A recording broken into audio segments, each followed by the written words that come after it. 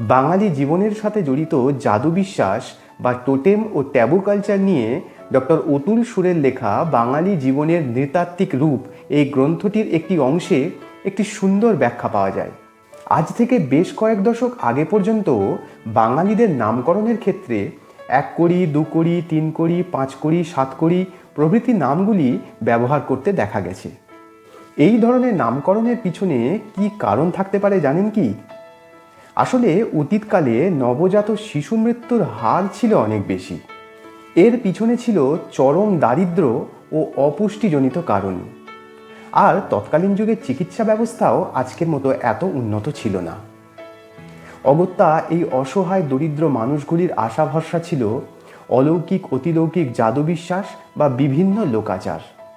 তৎকালীন মানুষের বিশ্বাস ছিল এক অলৌকিক দৈব রীতি বা জাদু বিশ্বাসের প্রতি।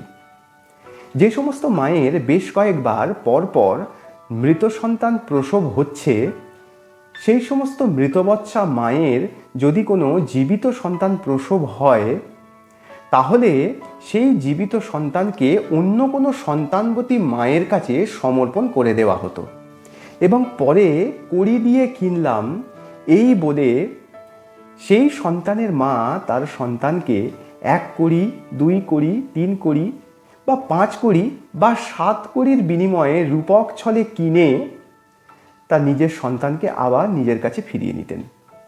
তাতে নাকি তার সন্তান আর মারা যেত না।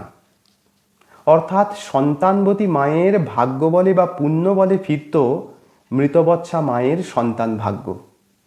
অর্থাৎ যতগুলো কড়ির বিনিময়ে ওই সন্তানকে রূপক ছলে তার মা কিনে নিত, ততগুলো সংখ্যক কড়ির নাম অনুসারে ওই সন্তানের নামকরণ করা হতো।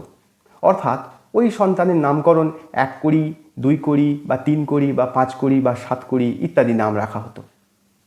অর্থাৎ 1 কড়ির বিনিময়ে কিনলে তার নাম হতো 1 কড়ি, 2 কড়ির বিনিময়ে কিনলে সন্তানের নাম হতো 2 কড়ি, এরকমভাবেই 3 কড়ি, 5 কড়ি, 7 কড়ি ইত্যাদি বিভিন্ন নাম রাখা হতো ওই সন্তানের। এটা ছিল সন্তানের আয়ু অর্জন করার এক বিশেষ জাদু বিশ্বাস। এই রকম সন্তানের নামকরণের পিছনে বাঙালির নৃতাত্ত্বিক জীবনে লুকিয়ে রয়েছে অনেক রকম জাদু বিশ্বাস, লৌকিক আচার আচরণ ইত্যাদি। এর জন্য আমাদের দেখা হবে অন্য আরেকটি ভিডিওতে। ততক্ষণের জন্য নমস্কার, ভালো থাকবেন।